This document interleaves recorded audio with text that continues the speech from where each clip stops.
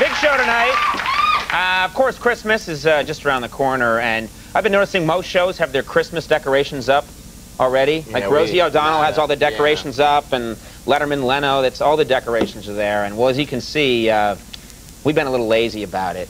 Our tree actually isn't coming until next week. It got held up, but folks, it's not going to stop us from a tradition we've come to know and love here at Late Night, and we always do it on this night. That's right, our annual Late Night Christmas Tree Lighting Celebration. And this is a big deal, so let's do it. All right, folks? Ready? 3, 2, 1. Yes!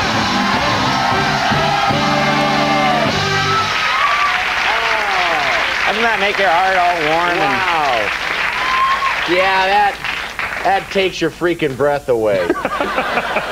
That's really nice. Woo. It's sweet. Okay, well, of course, my first guest tonight plays Dr. Peter Benton on the NBC hit series ER. Thrilled to have him here tonight. Please welcome Eriq La Salle.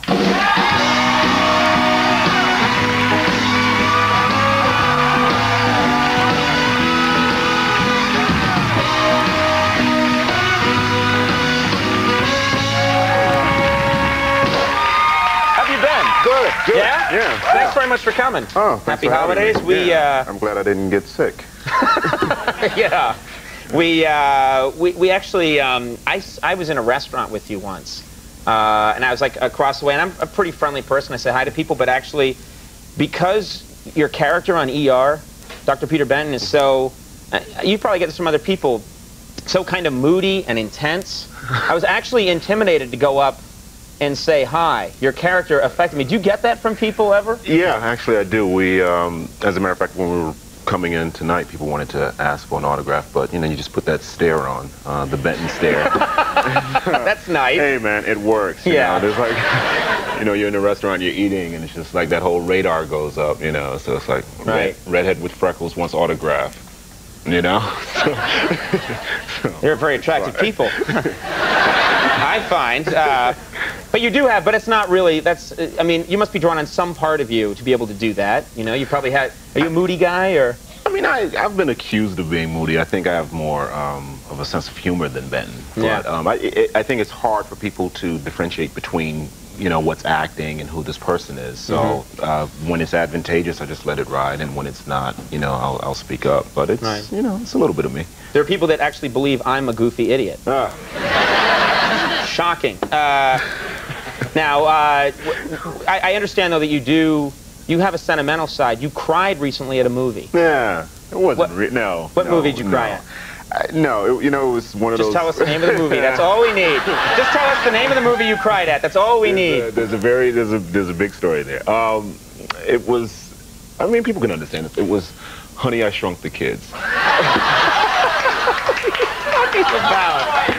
That is not no. Cry at that movie? There's a little history. I was on a plane. This was a couple of years ago. I was on a plane. I don't know. I mean, have you ever gone through one of those periods where you don't emote for a couple of years? I hadn't cried. I guess I was like stopped up. I don't know. I was like emotionally constipated. Yeah, you know. Just, so it's a medical term. You know, so I'm sitting there in first class and I'm watching this, you know, and then there's a part where the aunt dies. And I just started crying. And I'm trying to hide it because I got this reputation. Right. But, did you try and do the stare again, but it was too late? I was gone. I was gone. Couldn't get it back? I cried like a little schoolgirl. That's very hard to explain to people, too. I do know what you're talking about. I've had that happen, too. Like just a commercial on TV makes me tear up. It's the silliest things. The big things you're cool with. It's just, you know, the little unexpected things. But, hey, you know, we're all human. Yeah. Well, of course, we do the show out of New York. You've done a lot of work here in New York. You did soaps here. Is that right? Yeah. I started off, I attended school here. I lived here for 12 years. And my first job was Shakespeare in the Park. I did with Kevin Kline, Henry V. And it was a great experience, but I was basically a glorified extra. You know, I had 10 lines, and I was so bored most of the time. Because you'd just be standing there on stage? What was your role? What part? I played a conspirator. I played one of the guys who was trying to kill Henry V, and he discovers this plot, and he has this huge 5-page monologue where he's, you know, off with their heads. And so each night I decided to entertain myself, and I would do a different animal or an insect that would personify my character. And so one night I was doing the spider, and so when I was sentenced, I would do like this dying spider that was busted. And Kevin is just emoting. No slam against him, but he was off doing his thing, and half the cast was, instead of watching him, they were watching the dying spider.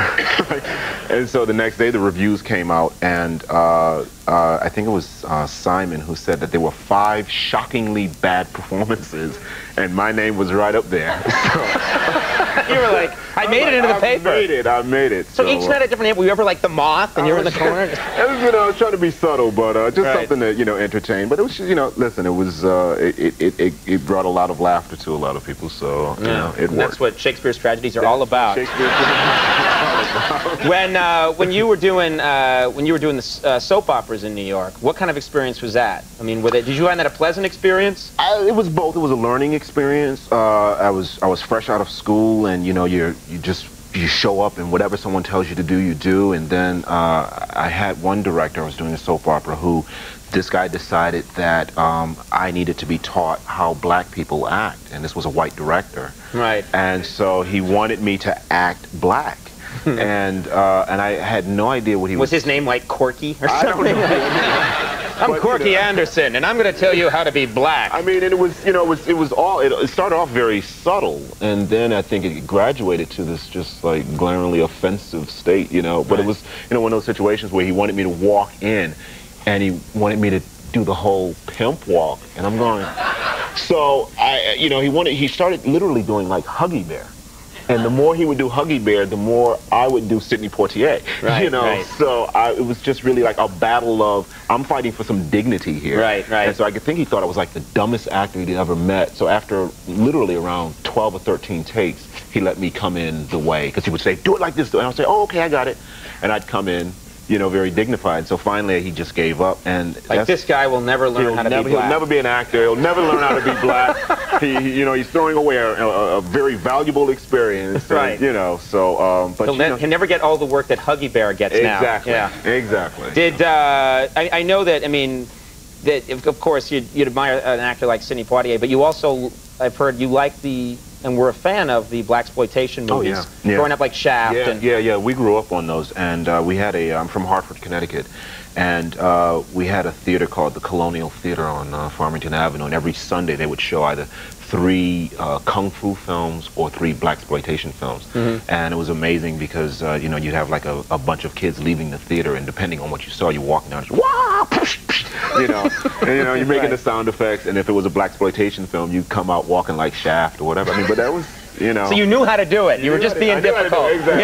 Yeah. Difficult guy. All right. Well, ER, of course, like I even have to mention it, but it's on Thursdays at 10 o'clock on NBC. And Eriq, we were really happy you could stop by. Thanks very much for being here. Next time we're in a restaurant, don't come up to me. No, I'm only. It was a Hooters, remember? Eriq La Salle, everybody. Alan coming up. We'll take a break. We'll be right back.